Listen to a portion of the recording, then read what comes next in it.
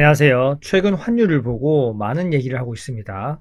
한국에서 통화량 M2를 풀어서 유동성을 공급하고 적자 국채를 발행해서 달러 인덱스가 계속 이렇게 하락하는데도 불구하고 반대로 원달러 환율은 상승하고 있다고 얘기하고 있습니다. 최근 정부에서는 통화량이 많이 시중에 공급되어서 즉 M2 통화량이 미국 대비 많이 늘어나서 원화 가치가 바닥이 된 게 아니다 이렇게 얘기하고 있습니다. 과연 M2 통계가 어떻게 바뀌었는지, 그리고 왜 이게 유동성 착시 현상을 만드는지 부동산, 주식 관점에서 한번 알아보겠습니다.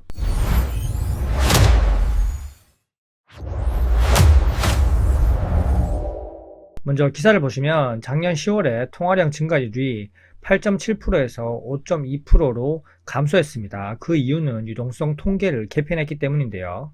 광의 통화량 M2에서 가격 변동성이 큰 투자형 수익 증권을 제외하기로 했습니다. 기존 M2에서는 현금, 정기예금뿐만 아니라 펀드, ETF 같은 금융투자 상품도 포함되어 있었습니다. 하지만 이제는 가격이 크게 흔들리는 자산은 통화라기보다 투자 자산에 가깝다라는 기준을 적용한 겁니다. 그래서 같은 달을 놓고 봐도 새로운 통화 기준으로 보시면 10월 기준 4,056조 원으로 기존 4,466조 대비해서 약 10% 이상 하락하게 된 겁니다. 같은 달을 놓고 봐도 새 기준을 적용함에 따라서 증가율도 크게 낮아진 겁니다. 여기서 중요한 포인트는 돈이 사라진 게 아니라 다만 분류표에서 뺐을 뿐입니다. 즉 착시 현상을 만든 거죠. 그러면 여기서 많은 오해가 있는데 IMF가 2026년부터 갑자기 기준을 바꿨다 이렇게 얘기할 수 있는데 그게 아니라 IMF 통화금융통계 기준은 이미 2016년에 개정되었습니다. 다만 IMF에서는 각국 금융구조에 맞춰서 점진적으로 반영하라는 그런 방향성을 줬고요. 한국은 그동안 유동성을 넓게 보자는 입장을 유지해 왔습니다. 하지만 자산시장 규모가 커지고 ETF, 펀드 비중도 급증하고 최근 원화 가치가 하락한 게 M2 통화량이 미국 대비해서 2배 이상 늘어났다 이런 주장이 제기되면서 뒤늦게 국제 기준을 반영한 겁니다.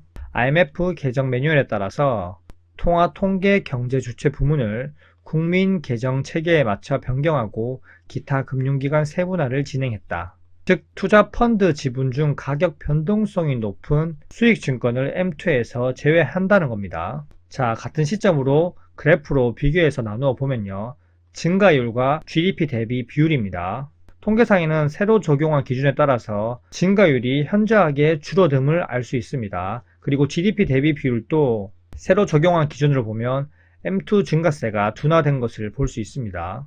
결국 정부는 유동성을 안정적으로 공급했고 유동성 공급이 원화 가치 급락을 일으키지 않았다 이렇게 얘기하고 싶은 겁니다. 하지만 유동성이 줄어들었던 게 아니라 유동성 일부가 통계에서 안 보이게 된 결과입니다. 돈의 흐름은 그대로인데 측정 방식만 바뀐 겁니다. 이렇게 한 이유가 뭘까요? 기사를 보시면 한국은행은 M2 증가세로 시중 유동성이 과도하게 풀려서 수도권 아파트 높은 상승세와 고환율을 야기하고 있다는 주장에 대해서 아까 그래프로 보여드렸듯이 실물 자산과 자산 시장 성장세를 고려할 때 과도한 수준으로 보기 어렵다.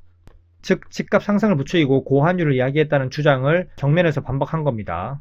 결국 내 탓 아니다를 시전하고 있고요. 주택 가격이 상승한 이유는 공급 부족과 똘똘한 한 채 선호의식 그리고 특정 지역의 가격 상승 기대와 수요 쏠림 또한 고환율은 국민들이 해외 증권 투자를 확대했기 때문이다. 결국 한국은행은 실수한 게 없고 내 탓이 아니다 이렇게 얘기하고 있는 겁니다. 과거에는 이런 공식이 잘 맞았습니다. M2가 늘면 집값도 오르고 M2가 둔화되면 집값이 꺾인다고요. 하지만 이제 이런 공식은 M2 증가율이 줄어들고 유동성이 줄어든 것처럼 보여도 실제로 부동산 시장을 볼 때 가계대출 증가율과 주담대 신규 취급액 그리고 전세자금 대출이 줄지 않았다면 실제로 큰 변화가 없는 거고요. 앞으로 부동산은 M2보다 가계대출 흐름 그리고 DSR, LTV 규제 강도, 신규 주담대 대출 속도를 봐야 됩니다. 그러면 주식시장에서는 착시 현상이 더 클 수 있습니다. 왜냐하면 주식으로 들어가는 자금의 상당 부분이 ETF이기 때문입니다.